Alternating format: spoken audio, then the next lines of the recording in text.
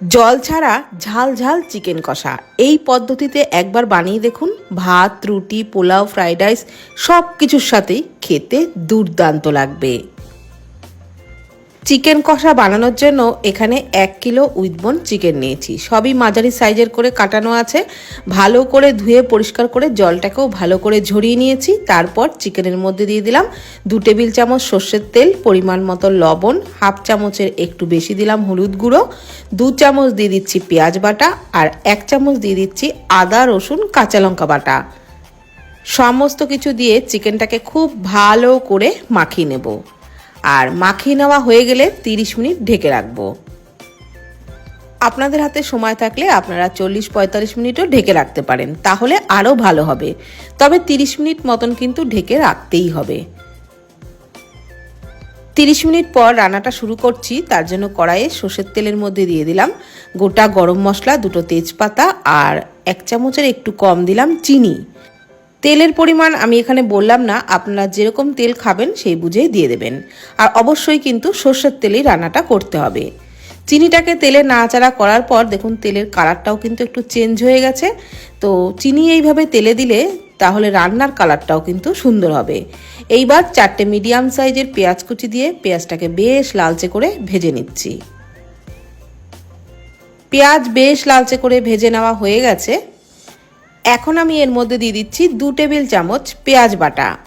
পেঁয়াজ বাটাটা দিয়েও কিন্তু খুব ভালো করে ভেজে নিতে হবে। আর গ্যাসের ফ্লেম মিডিয়ামেই এই সময় রাখতে হবে।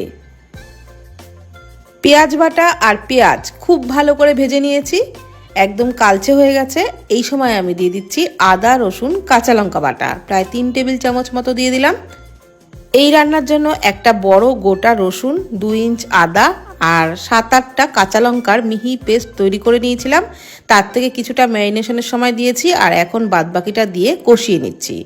মশলা কষাতে কষাতে এখানে 4 টেবিল চামচ টক দইয়ের মধ্যে দিয়ে দিলাম হাফ চামচ করে ধনে গুঁড়ো, জিরে গুঁড়ো, হলুদ গুঁড়ো আর কাশ্মীরি লঙ্কার গুঁড়ো, ঝাল লঙ্কার গুঁড়ো সবই হাফ চামচ করে দিলাম। দইয়ের সাথে খুব ভালো করে সমস্ত মশলা মিশিয়ে নিচ্ছি। এইভাবে গুঁড়ো মশলাগুলো দইয়ের সাথে মিশিয়ে রান্নাটা করলে তাহলে রান্নাটাও খুবই ভালো হবে। তো মশলাগুলো মিশিয়ে নিলাম আর এদিকে যে মশলাটা কষিয়ে নিচ্ছিলাম সেটাও কিন্তু ভালোভাবে কষানো হয়ে গেছে। আদা, রসুন, কাঁচা লঙ্কা, পেঁয়াজের কাঁচা গন্ধটাও চলে গেছে। এই সময় আমি দইয়ের মশলাটা দিয়ে দিচ্ছি। আর দইয়ের মশলাটা দেওয়ার সময় গ্যাসের ফ্লেম কিন্তু একদম লোতে রেখেই দিতে হবে।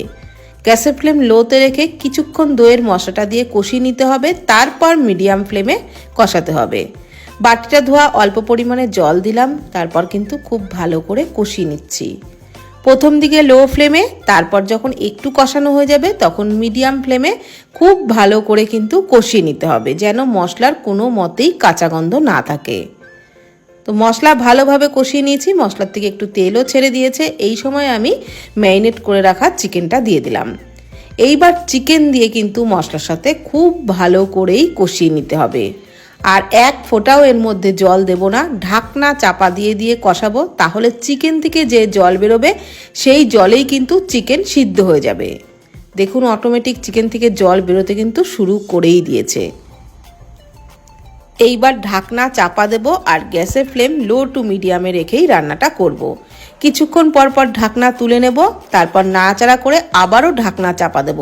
এইভাবেই রান্নাটা করব, তাহলেই কিন্তু চিকেন খুব সুন্দরভাবে সুসিদ্ধ হয়ে যাবে। তবে এইভাবেই কিন্তু রান্নাটা করতে হবে। কিছুক্ষণ ঢাকনা চাপা দিতে হবে, আবার নাড়াচাড়া করতে হবে। নাড়াচাড়া বন্ধ করলে কিন্তু তলায় লেগে যাওয়ার সম্ভাবনা থাকবে। আর হাই ফ্লেমে রান্নাটা একদমই করা যাবে না, লো টু মিডিয়াম ফ্লেমেই করতে হবে। আর বেশ কিছুক্ষণ কিন্তু কষিয়ে নিয়েছি, তাতে চিকেন থেকে যে জল বেরিয়েছিল সেই জলটাও অনেকটাই শুকিয়ে গেছে। চিকেনও একদম সিদ্ধ হয়েই গেছে। একটা দেখাচ্ছি দেখুন, খুব সুন্দরভাবেই কিন্তু চিকেন সিদ্ধ হয়ে গেছে। আমি এইভাবেই ঢাকনা চাপা দিয়ে দিয়েই রান্নাটা করেছি, তাতেই কিন্তু চিকেনের জলে চিকেন সিদ্ধ হয়ে গেছে, একটুও এক্সট্রা করে জল দেওয়া লাগেনি।